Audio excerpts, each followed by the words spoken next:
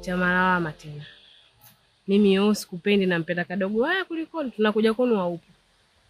Mwanangu mimi mguu wangu huwezi kutumia. Nilishasahau kabisa kama kuna mtu niliongea naye aje nyumbani. Nisamee bure. Nilikuwa nimetoka. Ni kweli mwana, sababu miguu yako inakuasha sana. Niambie udugu wangu. Nimekumbuka. Shoga yangu ninaombea. Tena umbea wa moto.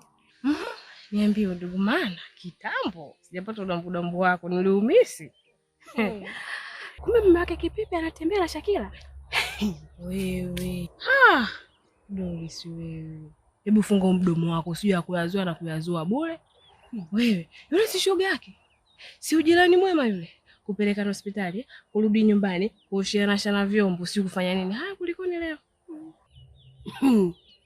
Ujirani gani?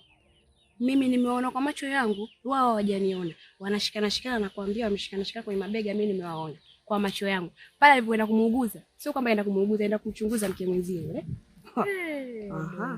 Basi Doris, hilo fidi lako hilo ligandisho ndugu wangu.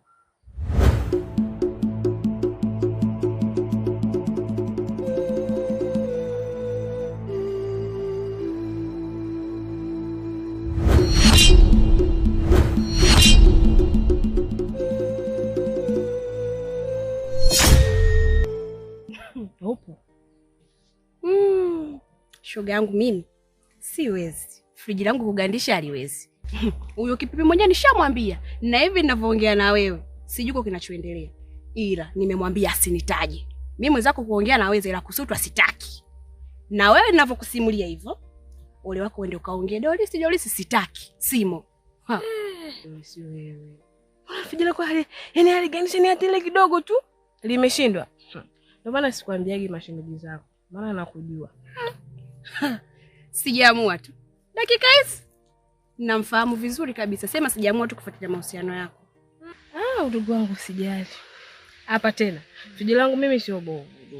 Yaani mimi friji langu linagandisha muda wote. Kwa hiyo sione kifuani kidogo, ila ni kikubwa. Kinahifadhi mambo kibao na kibao. Kwa hiyo hata usijali kuhusu hilo jambo. Yaani hapo kwangu ndo lishafika, nitalihifadhi. Hayo mambo ndo ninayapenda mimi. Ngoja mimi. Haya kwa